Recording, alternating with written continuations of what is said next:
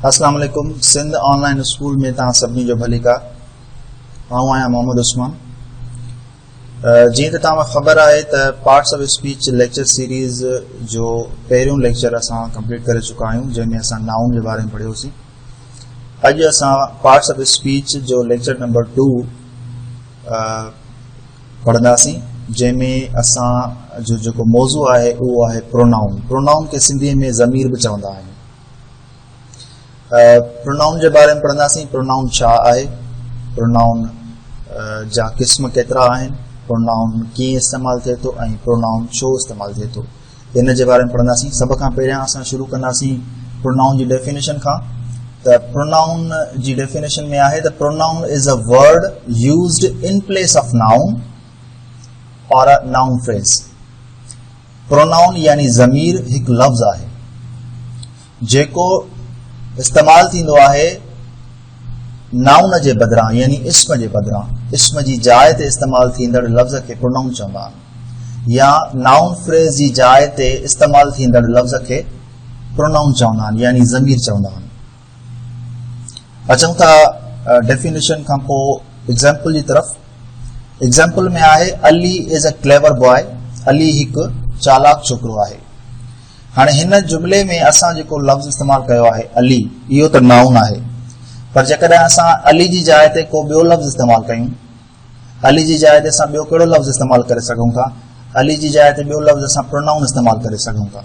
जीअं हेठि जुमिले में आहे Ali is a clever boy. Ali is a clever boy खां पोइ आहे he is a clever boy, यानी हू यानी अली, अली जी तरफ़ इशारो आहे। हू हिकु चालाक छोकिरो आहे। हाणे ही जेको ही लफ़्ज़ आहे इहो प्रोनाउन आहे। हिन ॿिए जुमिले में असां अलीअ जी जाइ ते हिकिड़ो लफ़्ज़ इस्तेमालु कयो जेको अलीअ जी तरफ़ इशारो करे थो, अलीअ जे बारे में ई ॿुधाए थो, पर असां उहो नाउन जे बदिरां इस्तेमालु कयो आहे। अली जो पंहिंजो लफ़्ज़ जेको अली आहे उहो असां इस्तेमालु न कयो आहे, यानी नाउन जी जाइ ते इस्तेमालु थींदड़ लफ़्ज़ खे प्रोनाउन चऊं था।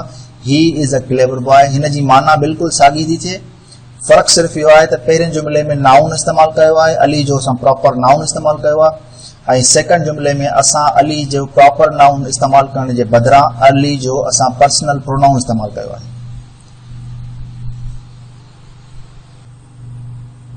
हाणे असां टाइप्स ऑफ प्रोनाउन ॾिसंदासीं। ज़मीर जा क़िस्म केतिरा आहिनि, कहिड़ा कहिड़ा आहिनि, ऐं उन खां पोइ असां हर हिकु टाइप खे अलॻि अलॻि सम्झण जी कोशिशि कंदासीं, ऐं जुमिले में कीअं इस्तेमालु थिए थो ऐं उन जी माना कीअं थिए थी, ऐं हर हिकु टाइप जो अलॻि अलॻि हिकिड़ो मक़सदु आहे, उनखे सम्झण जी कोशिशि कंदासीं। पर फ़िलहालु जेको आहे सो सम्झण जे लाइ मां हिते सभई टाइप्स लिखी छॾिया आहिनि बोर्ड ते। सिर्फ़ु ऐं सिर्फ़ु हिकिड़ो तारुफ़ थी वञे त कहिड़ा कहिड़ा पर्सनल प्रोनाउन्स आहिनि। सो तारुफ़ करण जे लाइ असां वटि जेके प्रोनाउन्स आहिनि असां उन्हनि खे ॾिसंदासीं। पर्सनल प्रोनाउन आहे, यानी ज़मीर। ख़ासि पज़ेसिव प्रोनाउन, यानी मिल्कियत ज़ाहिर करण वारो ज़मीर। उन खां पोइ आहे रिलेटिव, यानी तालुक़ क़ाइमु करण वारो ज़मीर। उन खां पोइ आहे डेमोन्स्ट्रेटिव, यानी इशारो करण वारो ज़मीर।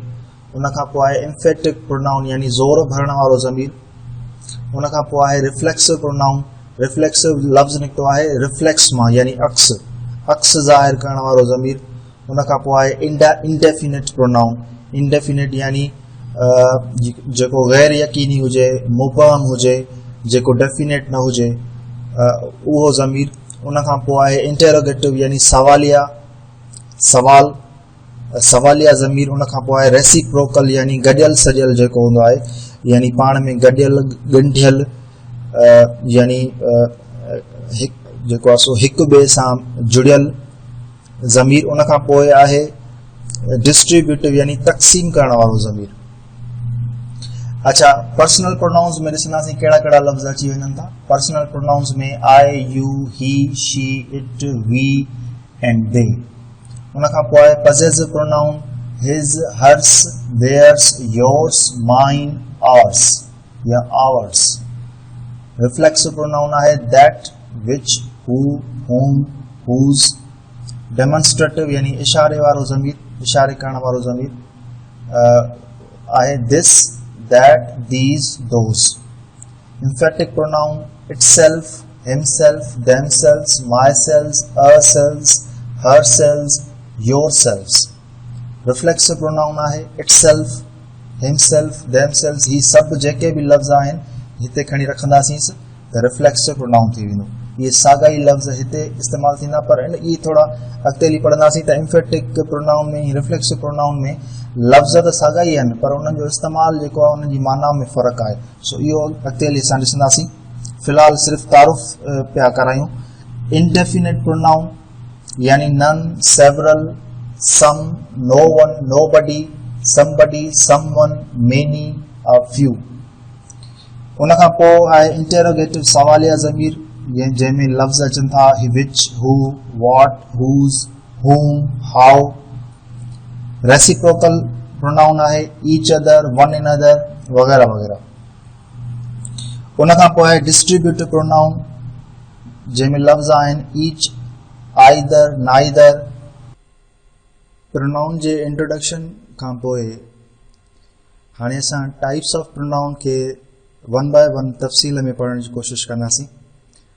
त जेके बि टाइप्स ऑफ प्रोनाउन्स आहिनि उन्हनि सभिनी जी अलॻि अलॻि डेफिनेशन ऐं उन्हनि खे जुमलनि में इस्तेमालु करे सम्झण जी कोशिशि कंदासीं।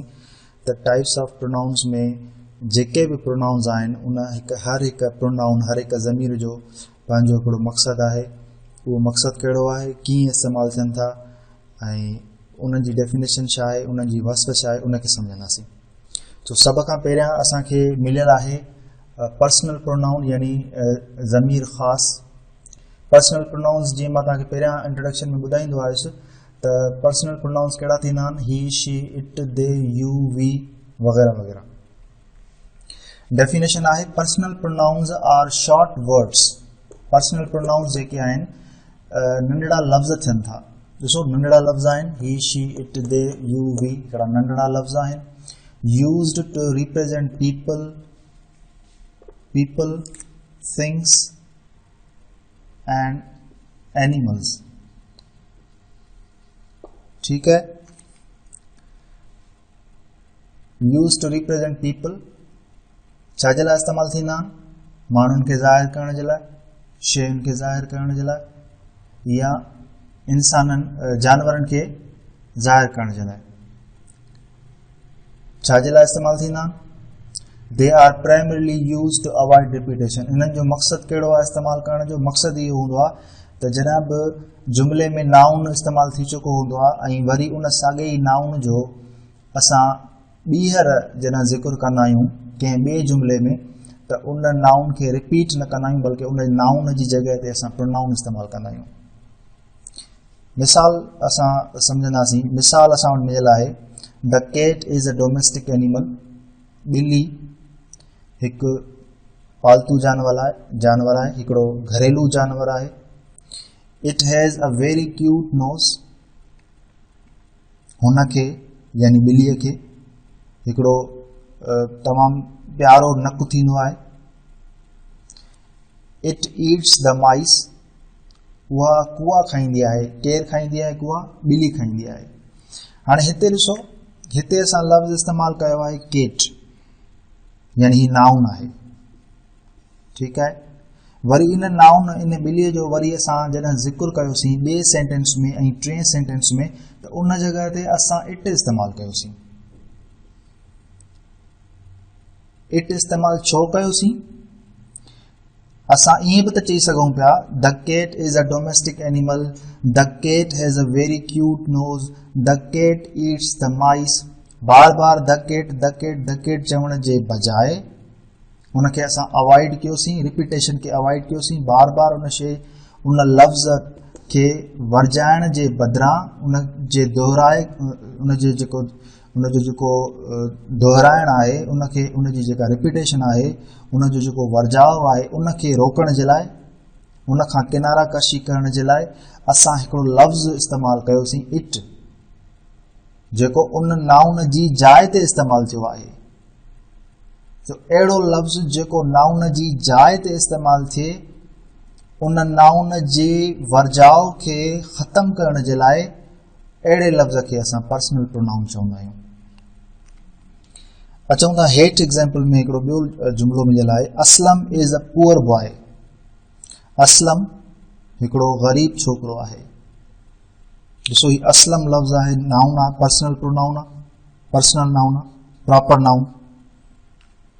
जॾहिं असां नाउन पढ़ियो हुयोसीं त असांखे ख़बर आहे त असलम जेको आहे प्रॉपर नाउन आहे। Aslam is a poor boy, Aslam हिकिड़ो ग़रीब छोकिरो आहे। He lives in a small cottage, हू हिकु नंढड़े घर में रहंदो आहे, हिकिड़े नंढड़े कॉटेज में रहंदो, घर में रहंदो आहे। केरु रहंदो आहे? असलम। इन जो मतिलबु आहे त ही जेको लफ़्ज़ आहे ही, इहो असलम जे बारे में आहे। पर जॾहिं असां असलम जो ॿीहर ज़िक्र कयोसीं त लफ़्ज़ असलम जी जाइ ते असां ही लफ़्ज़ इस्तेमालु कयोसीं। छाजे लाइ इस्तेमालु कयोसीं? रिपीटेशन खे ख़तमु करण जे लाइ, दोहराव वर्जाव खे ख़तमु करण जे लाइ असां नाउन जी जाइ ते हिकिड़ो लफ़्ज़ खणी आयासीं ही। इहो ही लफ़्ज़ जेको आहे इहो पर्सनल प्रोनाउन आहे जेको असलम जी जाइ ते इस्तेमालु कयो आहे। छाजे करे इस्तेमालु कयो आहे? रिपीटेशन खे अवॉइड करण जे लाइ। अचूं था हेठि एग्ज़ाम्पल ते, the chair is not comfortable, कुर्सी आरामदेह नाहे, कंफर्टेबल माना आरामदेह, इज़ नॉट कंफर्टेबल, कुर्सी जेका आहे उहा आरामदेह नाहे। It is not like a sofa, उहा सोफ़न वांगुरु नाहे। केरु सोफ़न वांगुरु नाहे? द चेयर, कुर्सी जी ॻाल्हि था कयूं त कुर्सी जेका आहे उहा सोफ़न वांगुरु नाहे, तंहिंजे करे उहा आरामदेह कोन्हे का। त हिते जेको लफ़्ज़ इट इस्तेमालु कयो आहे इहो रिप्रेज़ेंट करे थो हिन नाउन खे। It represents the noun. This the word it has the meaning same as the word the chair. It लफ़्ज़ जेको आहे उहा साॻी माना रखे थो द चेयर वारी, पर हिते असां द चेयर जे बजाए इट इस्तेमालु कयो आहे, यानी पर्सनल प्रोनाउन इस्तेमालु कयो आहे। डेफिनेशन हिकिड़ो दफ़ो वरी ॾिसंदासीं। Personal pronouns are short words, personal pronouns जेके हूंदा आहिनि नंढड़ा लफ़्ज़ हूंदा आहिनि, यूज्ड टू रिप्रेज़ेंट पीपल। लफ़्ज़नि पीपल यानी यूज्ड टू रिप्रेज़ेंट पीपल यानी माण्हुनि खे रिप्रेज़ेंट कंदा आहिनि। ॾिसो माण्हुनि खे रिप्रेज़ेंट था कनि। थिंग्स, थिंग्स खे रिप्रेज़ेंट था कनि। एनिमल्स, एनिमल खे रिप्रेज़ेंट थो करे लफ़्ज़, इट लफ़्ज़ एनिमल खे रिप्रेज़ेंट थो करे। They are primarily used to avoid repetition, इहे लफ़्ज़ जेके आहिनि से रिपीटेशन खे ख़तमु करण जे लाइ, रिपीटेशन खे ख़तमु करण जे लाइ इस्तेमालु थींदा आहिनि। सो तमामु आसान हुयो असांजो पर्सनल प्रोनाउन। पर्सनल प्रोनाउन यानी इस्म, ज़मीर ख़ासि जेको कंहिं नाउन, कंहिं पर्सनल प्रोनाउन, कंहिं माण्हूअ जे नाले, कंहिं जानवर जे नाले या कंहिं जाइ जे नाले जे बदिरां इस्तेमालु थींदो हुजे, उनखे असां पर्सनल प्रोनाउन चवंदा आहियूं।